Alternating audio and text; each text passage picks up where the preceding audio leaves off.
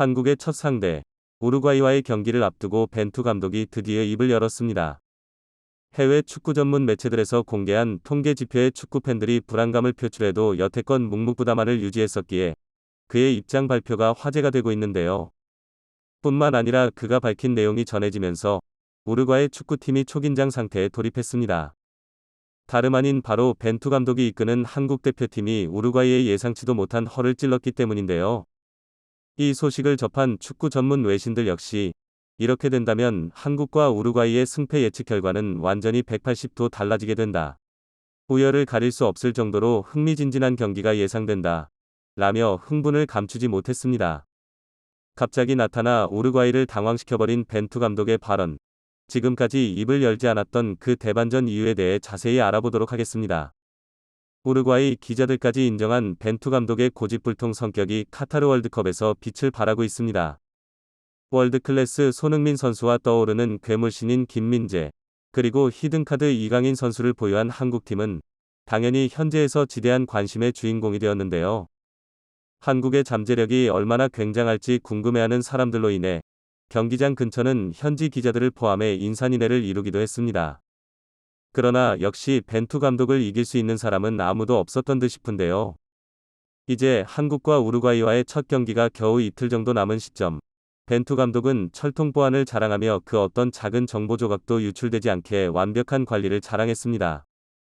때문에 어떻게든 한국팀 훈련 모습을 보려던 현재 취재진들은 모두 실망한 채로 쫓겨났는데요. 한국팀에게는 호재였습니다. 특히나 현지 매체들의 주 관심사는 간판 공격수인 손흥민 선수였는데요. 특히 최근 안와골절 수술을 받기까지 했기에 그의 컨디션에 경기의 승패가 달렸다고도 볼 수 있는 상황입니다. 그래서일까요? 벤투 감독은 더더욱 정보를 숨기며 전술이 노출될 수 있는 훈련은 일체 공개하지 않았습니다.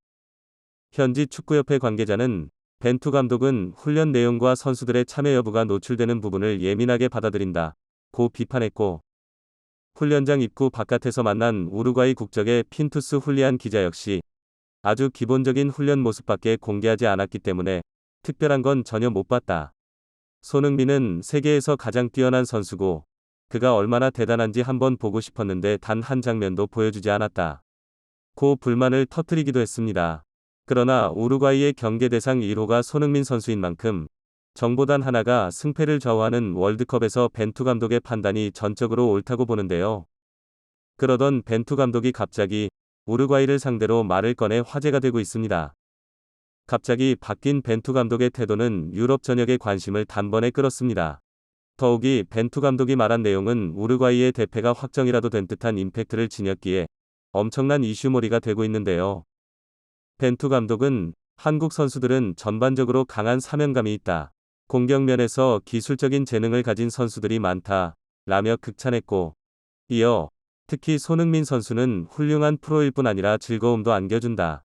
이는 다른 선수들에게 좋은 영향을 준다. 김민재와 이강인 역시 상상 이상의 경기력을 보여주고 있다. 라고 말했습니다. 또한 최근 경기장 상태까지 확인하며 선수들을 환경에 적응시키는 완벽한 준비 모습까지 공개하며 자신감을 드러냈는데요. 그는 한국의 첫 남미팀을 잡으며 역대 월드컵 첫 사례를 만들 것이다. 우리는 만반의 준비가 되었다. 라며 의풍당당한 태도를 보였습니다. 외신들의 분석 또한 흥미로운데요.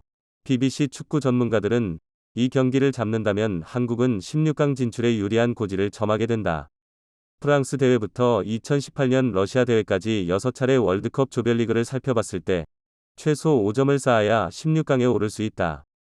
우루과이전 승리에 이어 필승제물로 꼽히는 가나까지 잡는다면 한국은 12년 만에 원정대회 16강 진출을 확정짓는다. 라고 분석했고, 이어서 한국은 2002년과 2010년 월드컵에서 16강 이상의 성적을 냈다.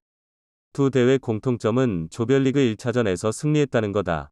그러나 한국이 1승 상대로 꼽았던 가나가 최근 평가전에서 스위스를 2대0으로 꺾는 등 만만치 않은 전력을 보여줬다.